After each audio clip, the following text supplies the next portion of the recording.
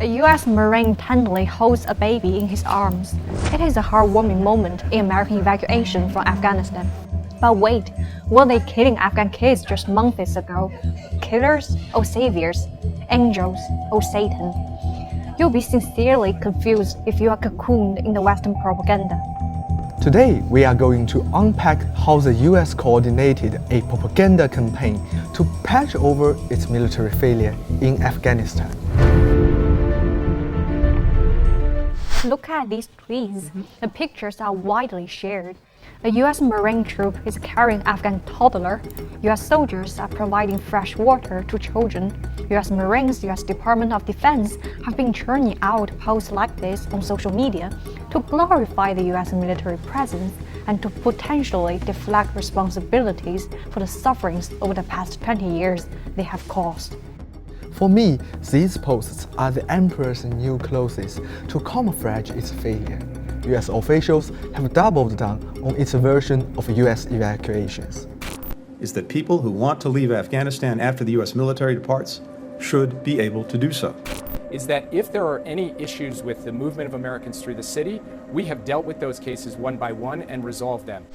The mainstream Western media also joined the propaganda chorus. They published stories, broadcast news, and retweeted the talking points from their government.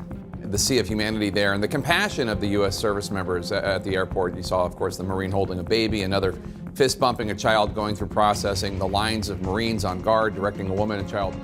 The world watching as this infant was handed to American troops over the razor wire. U.S. evacuations are smooth and orderly, stories with happy ending, period. In the terrorist attacks on August, 13 American troops were killed. The Western media call them heroes, but there are over 170 Afghan civilians who are dead without their names heard. And a lot of them were killed not by terrorists, but by American bullets.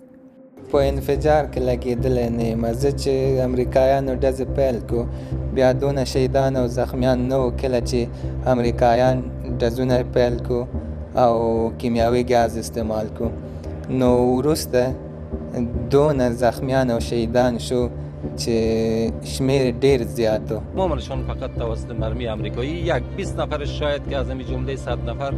The fire come from the bridges, like the towers. From the soldiers. Yeah, from the soldiers.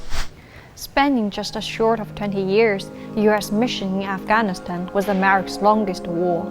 Since invading Afghanistan in 2001, the U.S. has spent over $2 trillion. Over 200,000 people have been killed in the war zone. More than 71,000 of those killed have been civilians. The human and economic costs are more than statistics. The worth of human life is not up for discussion, but the U.S. war machine has not paused to learn from its mistakes. When military fails, propaganda takes over.